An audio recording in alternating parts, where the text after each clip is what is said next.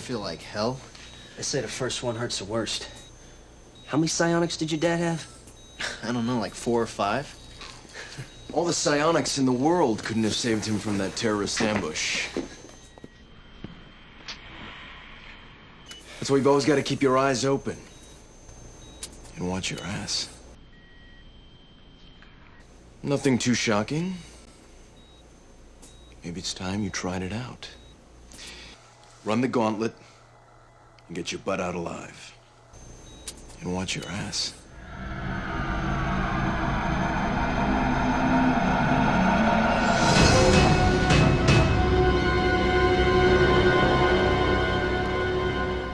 Disruptor, released at a time when the gaming market was oversaturated by first-person shooters or Doom clones.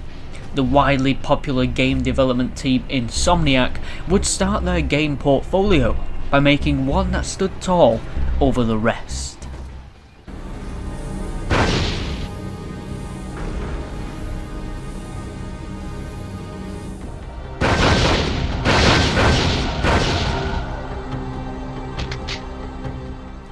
In Disruptor you play as Jack Curtis, a new recruit amongst the Lightstormer Corps, who are private military trained to combat extraterrestrial threats.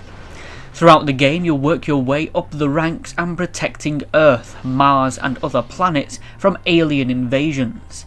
The game's cutscenes are live action FMVs with some hilariously bad acting. We both make lieutenant. Who knows, you might even get there first. Nah. When you start playing, you'll go through the tutorial missions which will teach you the basics on how to play a first-person shooter. It can become a little mundane, but stick around and you'll soon be headed to new worlds and will be fitted with psionic abilities such as telekinesis, energy drain, personal shielding and so on.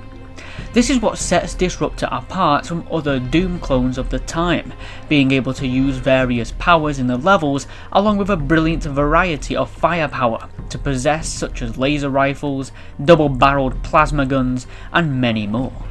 This would be something Insomniac Games would excel at with their later games like Ratchet and Clank and Resistance. The combination of psychic weaponry and your standard affair brings a whole new personality to the game.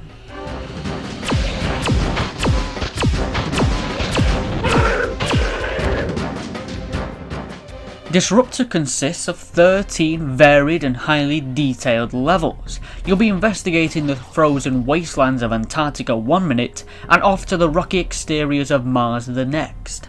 Each level has a very atmospheric lighting coupled with detailed, crisp textures and the perfect balance of music and environmental sound effects.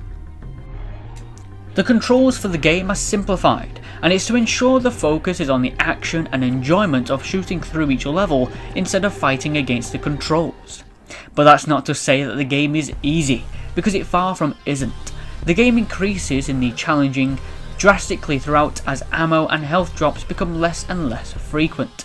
I do have to say that sometimes it can become a little too much against the player when you're dropping down holes to the next area and enemies are annoyingly placed right behind you and gnawing away at your health before you can even catch your bearings. Disruptor was a splendid game for its time, bringing a fresh take on the oversaturated genre. It felt like it didn't try to do too much, but for what it did, it was done brilliantly.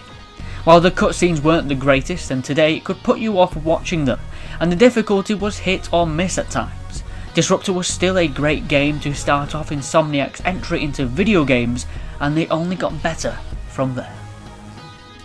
Disruptor gets a final score of a great 80%.